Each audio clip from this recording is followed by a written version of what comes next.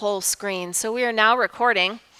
So we've set up our Lightroom catalog so that we have one root or one parent folder called All Photos, and within it we are organizing by year and then by month. And some of you want to do by month and date, and that's fine.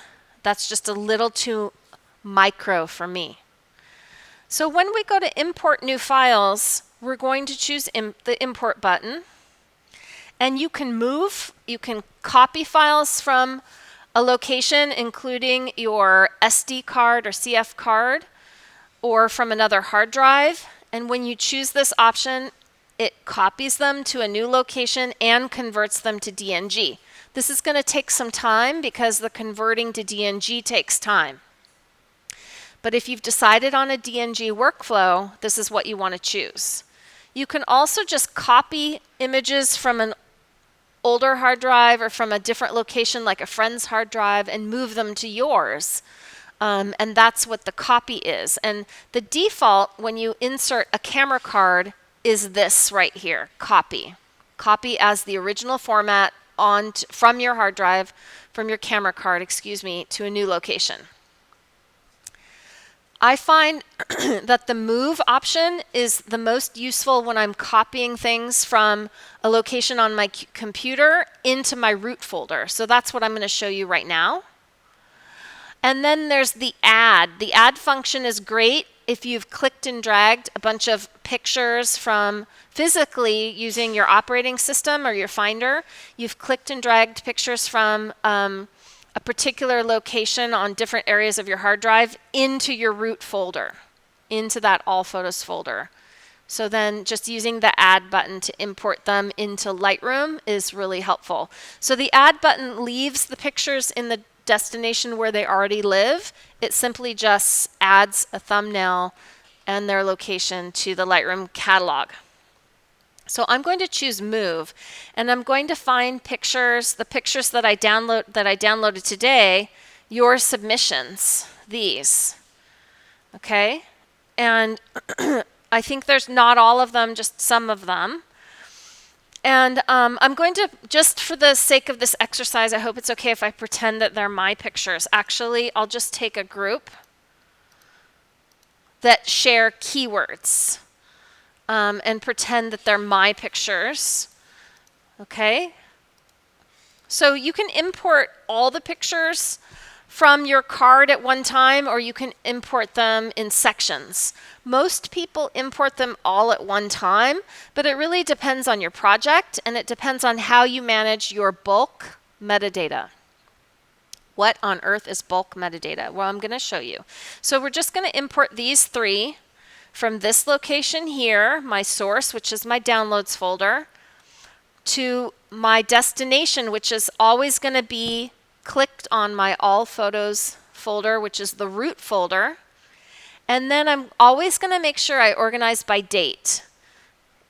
Date and month is what I've got set up here. And so you can see that it's going to insert a 2009 option down at the bottom here, and it's going to add 3 photos into the folder called August. Okay? When you don't have to go slow in Lightroom when you're doing things, except for when you're importing. I really want you to slow down and pay attention. Okay? So I am moving things from the downloads area into my root folder. Then I'm going to go up here and start at the upper right hand side. What kind of preview do I want to build? I'm just going to opt for regular previews, the standard one that I set up in my preferences. If you want a smart preview right now, this is when you would build it. So for example, if you're moving a group of pictures from one hard drive onto your laptop because you're going to go on a plane somewhere and maybe you want to work on them, or you're moving them.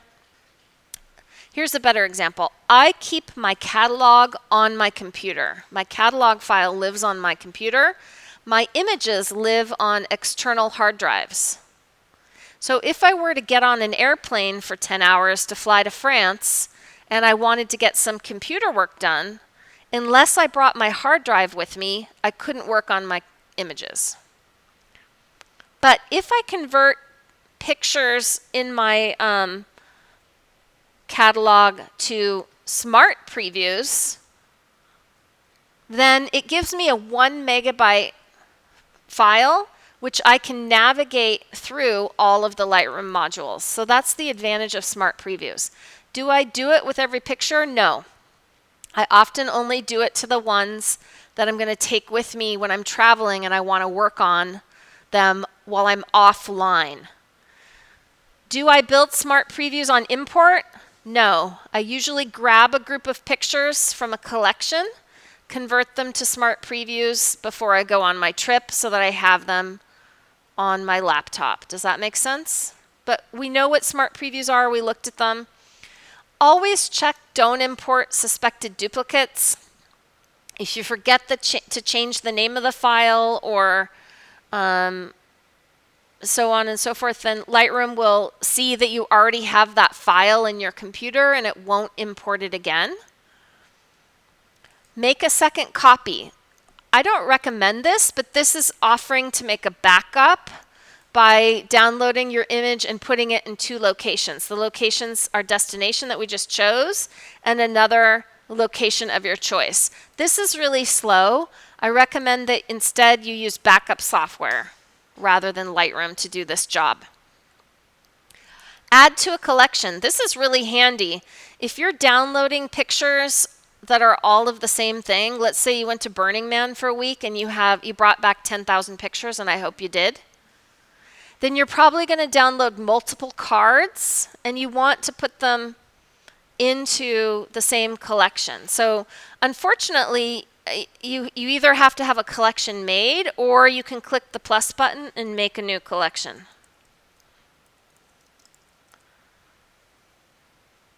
Setting it as a target collection means that's the collection that it will choose when you every time you download. Okay, you don't have to set it as a target collection. You can just select it here. You also don't need to select any collection. You can add images to your collection later, but this is a new function and it's really handy. File naming. We had a whole discussion about whether or not you should name your files.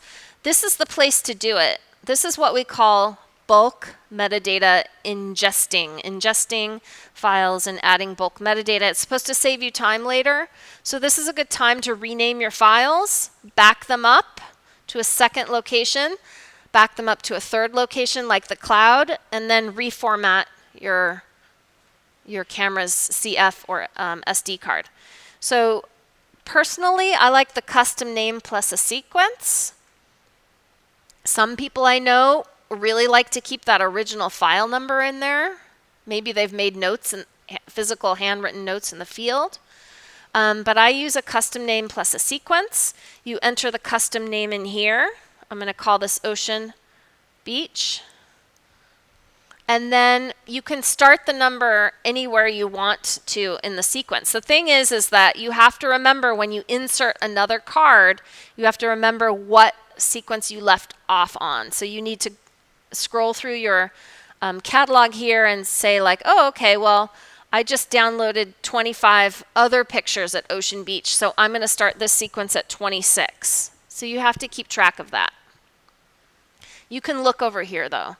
Extension, I'm going to leave it as it is, as it was captured. That's .dng lowercase. Okay? And this will rename all the files you have selected. Very quick and very easy. Just remember that if you download your picture again from the same card and you haven't reformatted it, you might get duplicate pictures because the file names are going to be different. So you really have to come up with a workflow and stick to it.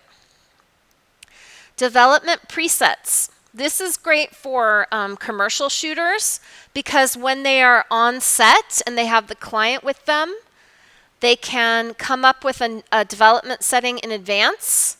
And so when they're shooting on set and their files are coming in, they're already corrected so that it makes them look good on set, right? But a lot of people, unless you're capturing tethered and you have a client with you, don't use this because you can always do this later. Metadata, this is really, really important and helpful. You're going to do this. This is the one piece of metadata that all of your pictures have in common, which is your copyright, right?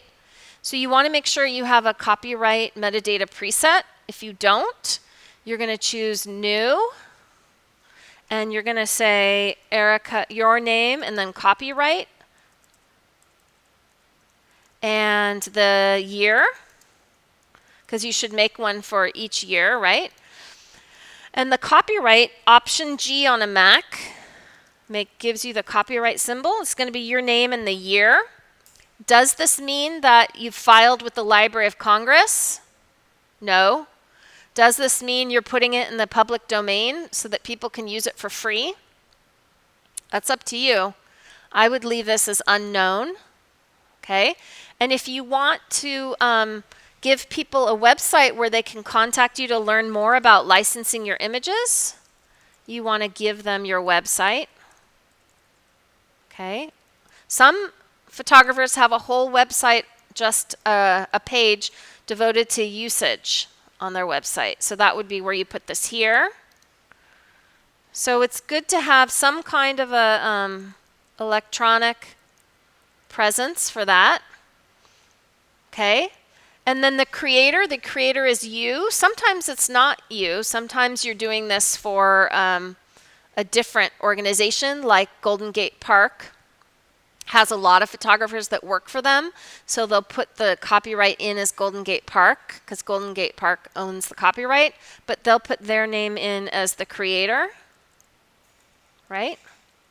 And then you should, at the very least, I understand people are private, but at the very least, put what city and state that you're in so that people can find you.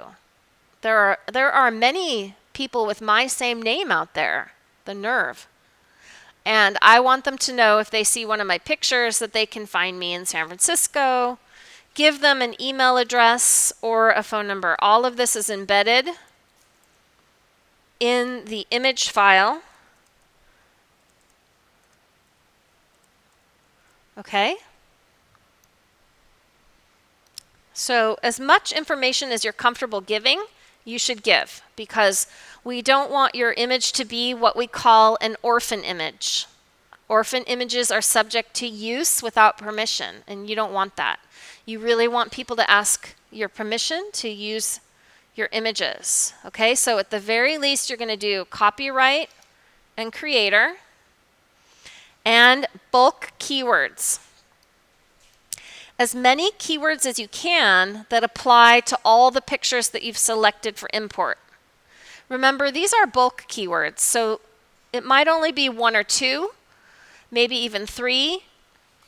And then you're going to have to drill down with more specific keywords on each image independently. So keywords, who, what, when, and where.